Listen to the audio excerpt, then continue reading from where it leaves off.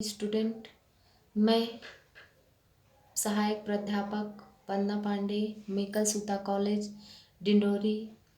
आज आप सबका ऑनलाइन क्लास में स्वागत है और आज हम पढ़ेंगे दृश्य और श्रव्य सहायक सामग्री। ये होती क्या है, इनका प्रयोग कहाँ पे होता है और हम इनके प्रयोग से अपने शिक्षण सामग्री को कैसे सुधार सकते हैं और व्यवस्थित बना सकते हैं। दृश्य और श्रव्य सामग्री को 3 भागों में विभाजित किया गया है और ये 3 भाग कौन कौन से होते हैं, आइए सबसे पहले वो देखते हैं। पहला भाग है श्रव्य सामग्री, दूसरा है दृश्य सामग्री, तीसरा है दृश्य और श्रव्य सामग्री। तो सबसे पहले देखते हैं श्रव्य सामग्री।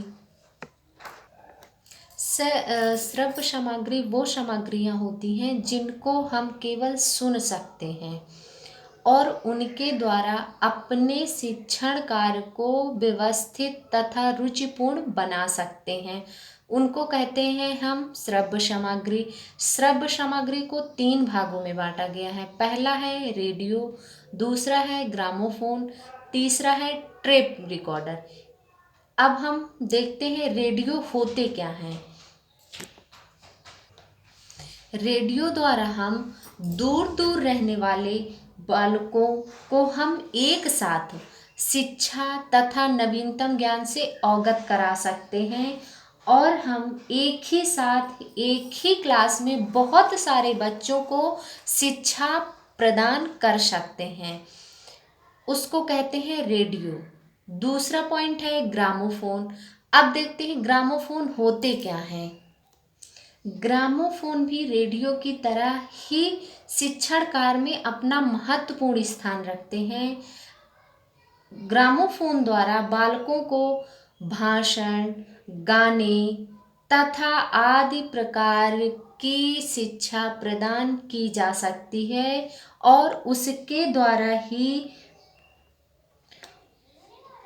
द्वारा ही छात्रों को सुनने और समझने की शक्ति होती है, जैसे रेडियो में होती है। बट ग्रामोफोन में रेडियो के अकॉर्डिंग शुद्धता ज़्यादा पाई गई है। थर्ड पॉइंट है टेप रिकॉर्डर। टेप रिकॉर्डर में हम कोई भी चीज़ को रिकॉर्ड करके बार बार रिपीट करके सुन सकते हैं, जैसे हम अपनी ही आवाज़ में कोई पढ़ने की सामग्री, गाने आदि चीज़ों को रिकॉर्ड करके अपनी सुविधा के अनुसार कभी भी कहीं पे सुन सकते हैं, उसको कहते हैं रेडियो। अब देखते हैं सेकेंड पॉइंट, वो है दृश्य सामग्री। दृश्य सामग्री में वो सामग्रियाँ आती हैं जिनको हम देख सकते हैं और समझ सकते हैं, उनको कहते हैं दृश्य सामग्रियाँ। दृश्य सामग्री में पहला पॉइंट है प्रतिमान नमूने।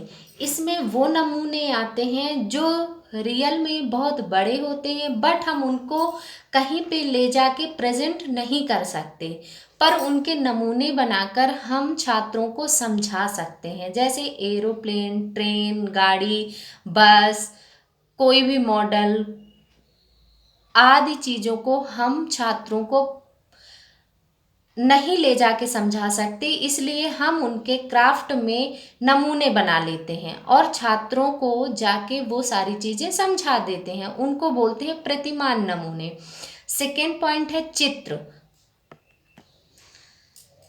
चित्रों का प्रयोग हम उस समय करते हैं जब ना तो प्रतिमान साथ में होते हैं और ना ही कोई हमारे साथ वास्तविक चित्र होते हैं, तो हम छात्रों को चित्र बनाकर तथा उनका प्रयोग करके छात्रों को पाठ के अनुसार समझा और पढ़ा सकते हैं, उसको कहते हैं चित्र सामग्री। थर्ड पॉइंट है मानचित्र। मानचित्र के प्रयोग से हम इतिहास, भूगोल, विज्ञान आदि चीज़ों का प्रयोग करके छात्रों को अच्छे प्रकार से समझा और विश्व के बारे में जानकारी दे सकते हैं। फोर्थ पॉइंट है संग्रहालय। संग्रहालय में हम सारी चीज़ें एकत्रित करके बुक, चित्र, बहुत सारी ऐसी चीज़ें संग्रहालय में आ जाएंगी जो हम एकत्रित करके छात्रों को कभी भी किसी भी समय ले जाके पढ़ा और समझा सकते हैं। फिफ्थ पॉइंट है रेखा चित्र।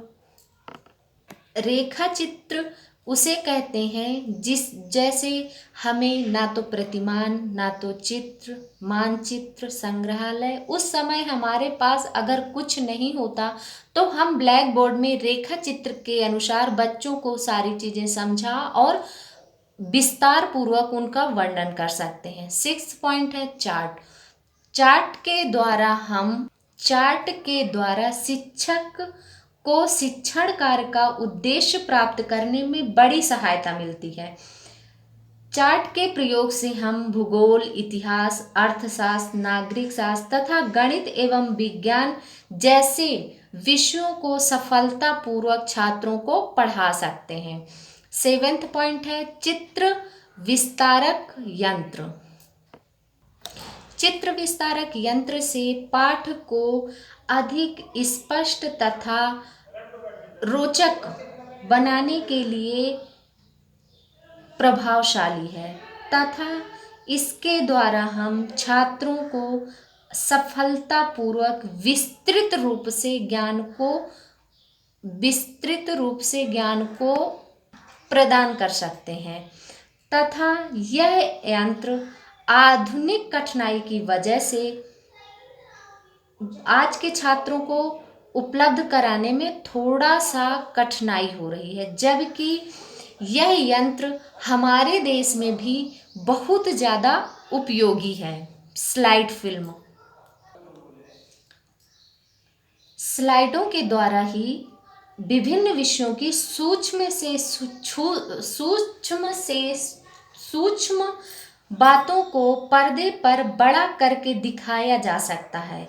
स्लाइडें दिखाते समय शिक्षक पाठ की कठिनाई तथा बारीकी बातों को अपने कथन द्वारा स्पष्ट करता जाता है। इससे पाठ सरल तथा रोचक बन जाता है और बालक ज्ञान को आसानी से ग्रहण कर सकता है। अगला पॉइंट है मूक चित्र। मूक चित्र में चलचित्र होते हैं, ये दिखाई तो देते हैं, क्रियाएं भी दिखाई देती हैं, पर इनकी ध्वनि नहीं होती। दूसरे शब्दों में मूक चित्र द्वारा विभिन्न विषयों तथा क्रियाओं जैसे सफाई के साधन, विभिन्न रोगों से बचने के उपाय तथा प्रकृति दृश्यों एवं वर्णों के क्रिया रूप को आसानी से स्पष्ट किया जाता है, पर इनको चित्रों के द्वारा समझाया जाता है, पर ये म्यूट होते हैं, इनकी ध्वनि नहीं होती। अगला पॉइंट है वास्तविक वस्तु। वास्तविक वस्तुओं में छात्रों को निरीक्षण और परीक्षण करने के अवसर प्रदान किए जाते हैं और उनकी अवलोकन शक्ति का विकास होता है, उसको कहते हैं वास्तविक वस्तु। थर्ड पॉइंट है दृश्य श्रव्य सामग्रियाँ। दृश्य और श्रव्य सामग्रियों में सुनना और देखना दोनों चीज़ें शामिल होती हैं, उनको कहते हैं दृश्य और श्रव्य सामग्री। दृश्य और श्रव्य सामग्रियाँ 4 भागों में बांटी गई हैं। पहला है चलचित्र अथवा सिनेमा, उसको सिनेमा भी बोल सकते हैं। सेकेंड पॉइंट है समाचार संबंधित फिल्म। थर्ड है दूरदर्शन। फोर्थ है नाटक। चलचित्र यानी जैसे फिल्में,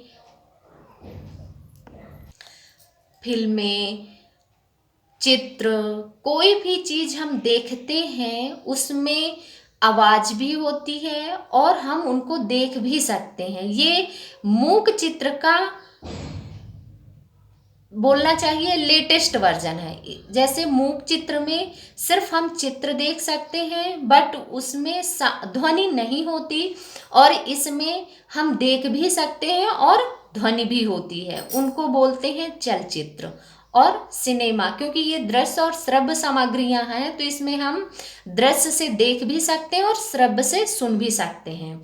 सेकेंड पॉइंट है समाचार संबंधित फिल्म। आज जो अपने देश में बहुत सारी चीज़ें हो रही हैं और वो चीज़ें हमें समाचार के माध्यम से सुनाई और समझाई जा रही, हम उनको देख भी पा रहे हैं और सुन भी पा रहे हैं, उसको बोलते हैं समाचार संबंधित फिल्म।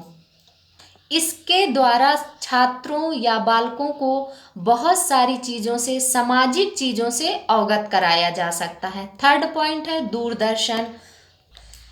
दूरदर्शन टेलीविज़न भी रेडियो की भांति 20वीं शताब्दी की वैज्ञानिक उपलब्धियों में शिक्षा का एक महत्वपूर्ण उपकरण है। रेडियो द्वारा तो हम उच्च कोटि के शिक्षा शास्त्रियों तथा कलाकारों की केवल वाणी सुन सकते थे, लेकिन दूरदर्शन के द्वारा हम उनकी भाषा या उनकी वाणी को सुन भी सकते हैं और उनको देख भी सकते हैं।